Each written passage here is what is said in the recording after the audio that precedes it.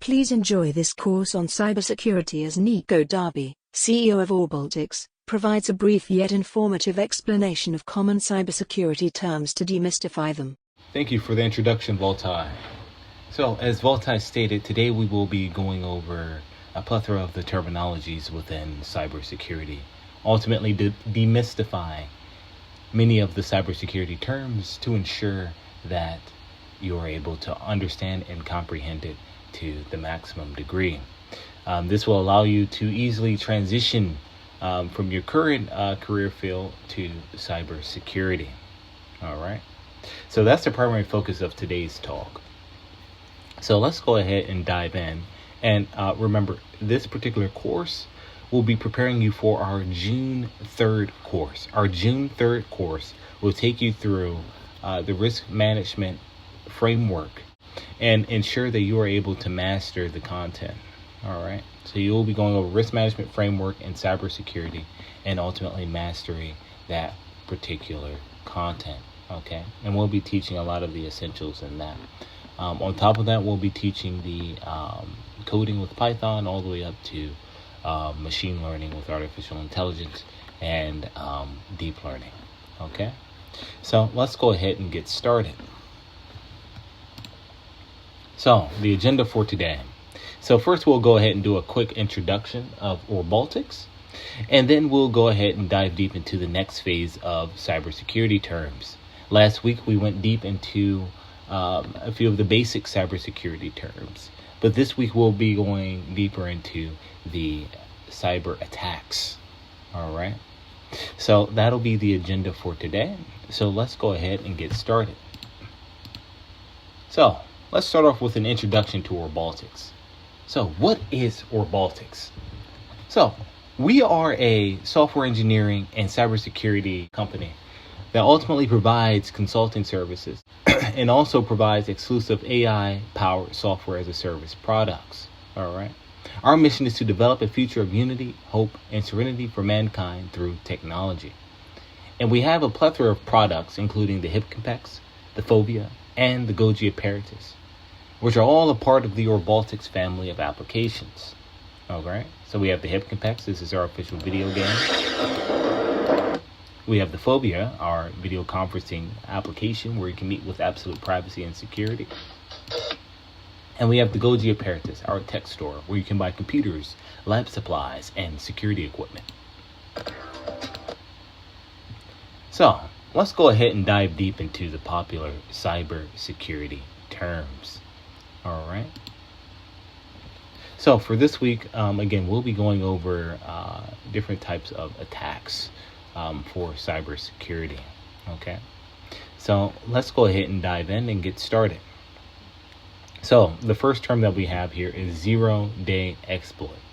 So this is something that you'll hear a lot within the cybersecurity space. You'll hear this zero-day exploit term a lot. And essentially what zero-day is risks and vulnerabilities that are left open within your cyber infrastructure that have not been addressed. And essentially what attackers do is take leverage of these unaddressed vulnerabilities and risks and ultimately get into the system. Now, many zero-day exploits are not discovered until it's too late. The attacker could have been in the system for months. The attacker could have been in the system potentially for a year or more. And that's why it's called zero-day, because you don't really know which day it was that they got into the system. So that's what the zero-day exploit is. When an attacker is able to discover a vulnerability earlier than the blue team is able to discover the vulnerability, and they get into the system and ultimately conduct their cyber attack, whether it's malware or a type of worm or even in some cases a prolongated ransomware. So that's what your zero-day exploit is. Now, on top of zero-day, you might have also heard of zero trust. So what is this zero trust infrastructure? Well, it's pretty simple, actually. So the zero trust infrastructure ensures that whatever systems that you have, that they require some form of multi-layered authentication. In many cases, whenever you're logging into your email or your accounts for shopping online, you will have to go and check your email for code, or on top of that, put in or select a picture that pops up and make sure that it matches another picture, a type of puzzle, I would say. There are multiple layers before you can get into your particular account. You can't just put in your username and password and log in. The Zero Trust infrastructure ensures that there is multi-factor authentication. Okay. In some cases, you may hear two-step authentication or two-step verification. But honestly, with the current infrastructure that we have, having 2 steps is not enough. There needs to be multiple steps before getting into an authentication system. So that is why you require a zero trust infrastructure. That is why we have the zero trust infrastructure, to ensure of security, to ensure of defense, and to ensure that your data and your personal information, or whatever you're trying to protect, is ultimately bulwarked or protected. Okay? So that's what the zero trust infrastructure is. Okay. Now let's go ahead and move over to the advanced persistent threats. This is a term that you'll hear all throughout cybersecurity. All right. So essentially, what is this advanced persistent threat?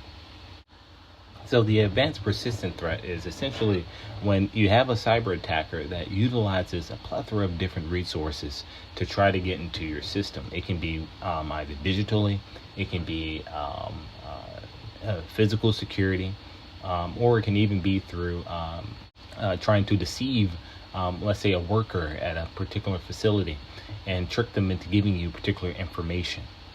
So this advanced persistent threat, it's really when you have an attacker that utilizes a plethora of different attack vectors to try to get into a system, okay, or infrastructure overall. All right. And remember, with cybersecurity, you're taking into consideration both physical security and you're taking into consideration your digital security. Okay. So you have to be very, very careful of advanced persistent threats. Whenever you're doing a risk mitigation report, for example, you want to make sure that these types of threats are taken into consideration with your contingency reports. Okay. So that's your advanced persistent threat. Now, you're probably wondering, what is this insider threat? Okay.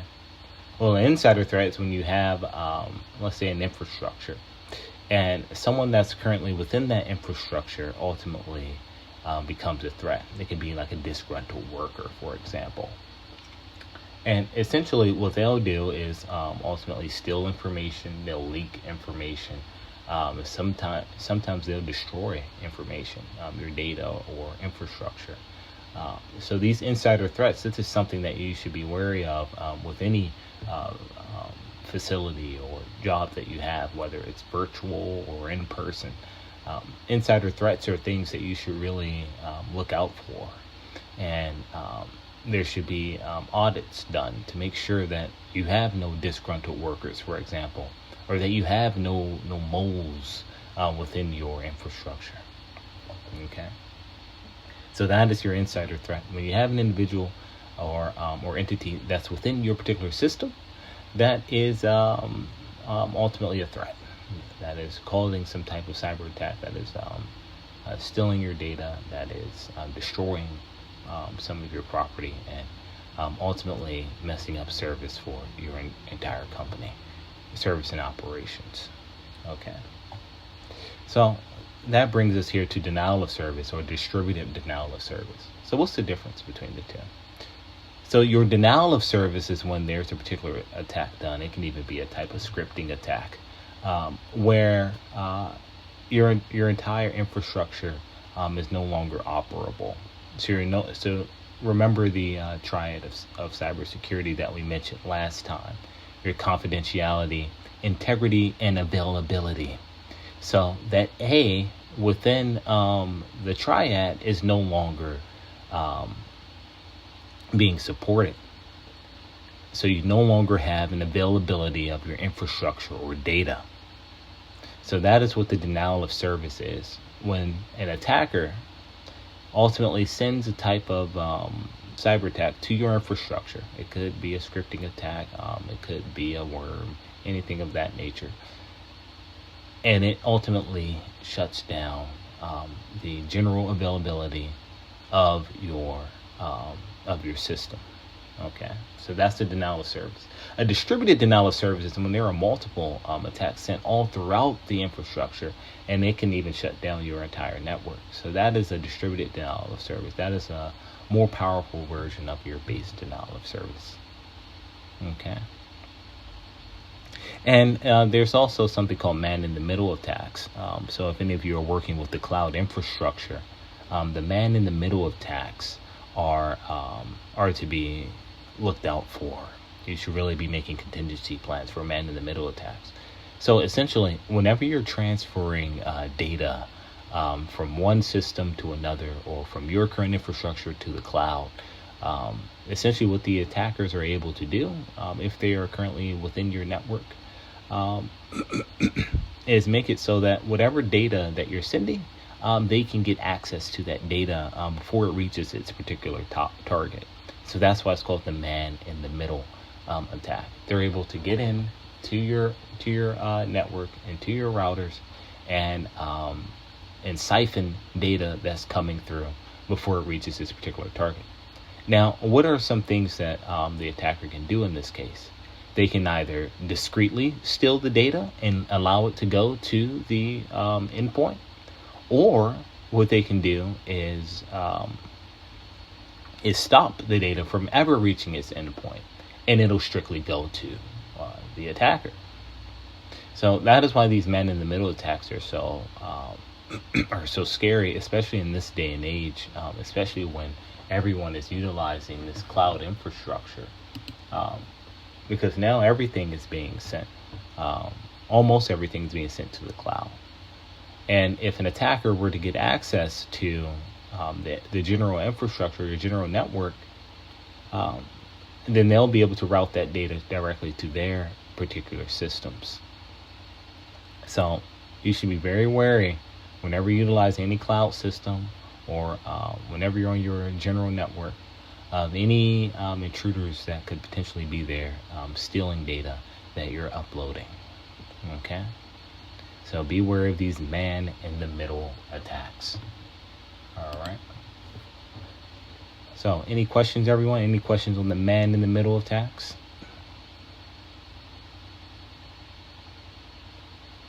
All right. So let's go ahead and continue with this last bunch here.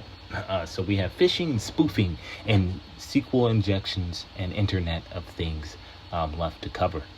These are pretty major attacks, pretty popular attacks, I would say.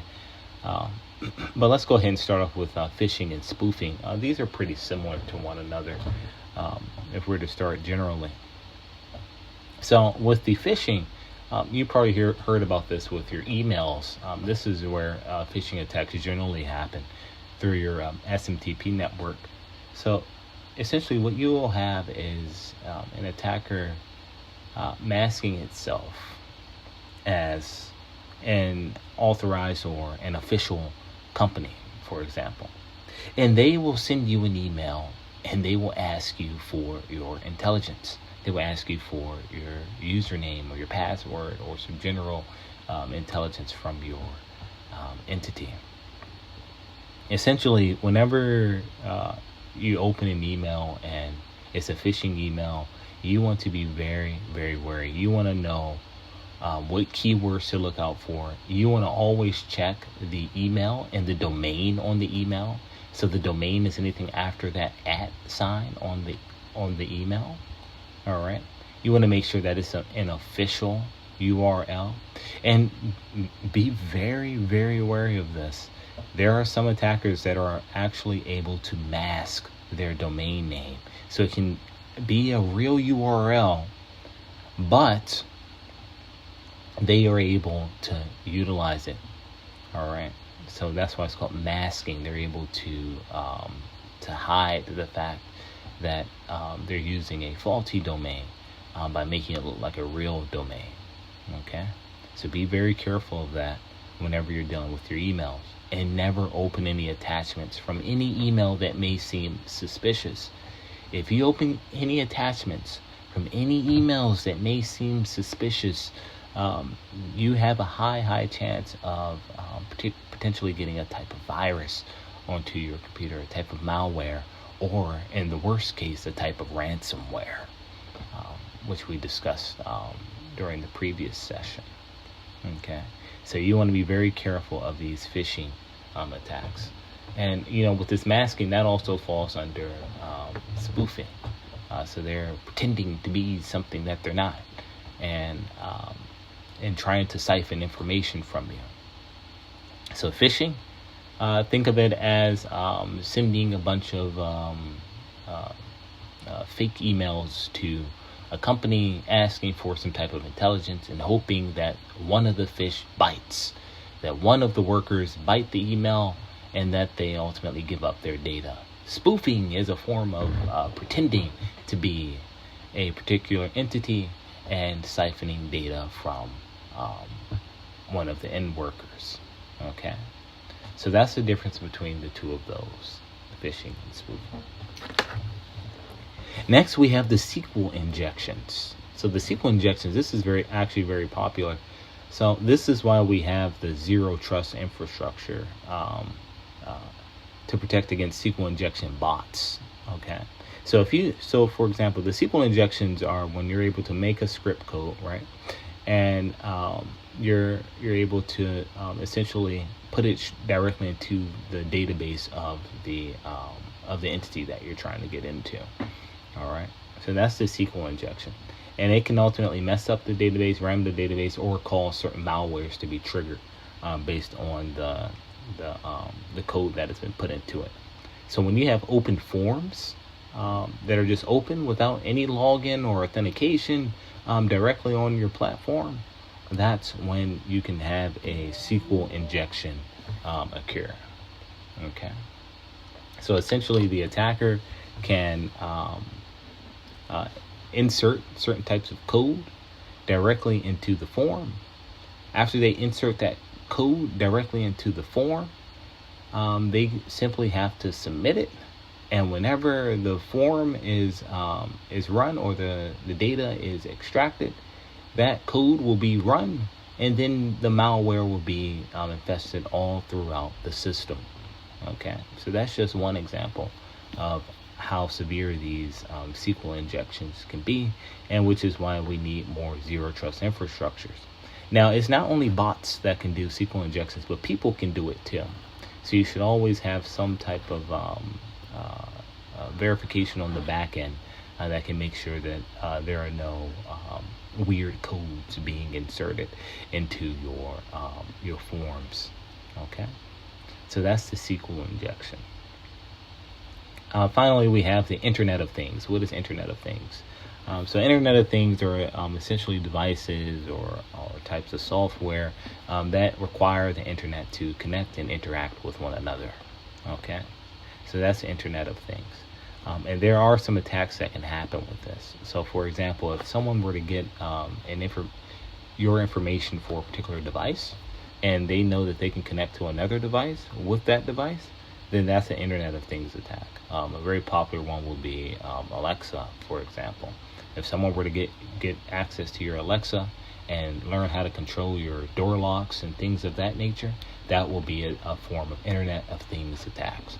And although that's physical, it also requires some type of coding or software-based knowledge.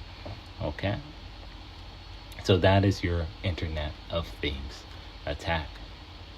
All right. So that pretty much covers all of the attacks that we'll go over today. Remember, during the summer course on June the 3rd, we will be going deeper into different types of attacks and relating it to the risk management framework. Okay, so you'll learn why knowing certain attacks is important. You'll learn how to defend against certain attacks based on your knowledge of them, and you'll also learn how to how to ultimately prevent such attacks from occurring. Okay, so that'll be on our during our course on June the 3rd. And remember, we'll be going over cybersecurity risk management framework content, and also coding with Python all the way up to artificial intelligence with machine learning and deep learning. Okay, and don't forget that you'll have your capstone project as well. All right, so let's go ahead and show you the course. So here's the upcoming course. So remember, this is a comprehensive data science and cybersecurity training. It's a 12-week course, 24 sessions, capstone projects, and a certificate award. All right. This will prepare you for your cybersecurity risk management framework certification and provide a certification after proving your skills in artificial intelligence through data science via your capstone project. Okay. So that pretty much concludes today's course on demystifying cybersecurity terminologies. This will ensure that you're able to explain and elaborate on some of these attacks whenever you're going on job interviews. And remember, always do more research on these terms. Always further your knowledge on the terms. This was just a brief session of breaking down the content. But if you want a more in-depth one, go and do your readings. The NIST website ultimately has definitions for each of these attacks. They break it all down for you so that you can understand it. And there are also other YouTubers on here that will ultimately break down how these attacks occur. So it's highly recommended that you check those out as well. But anyways, that concludes today's session on cybersecurity terminologies. If you have any questions or concerns, feel free to reach out to us via email, or you can reach out to us on LinkedIn. All right. That's all. Thank you, everyone, and have a wonderful day.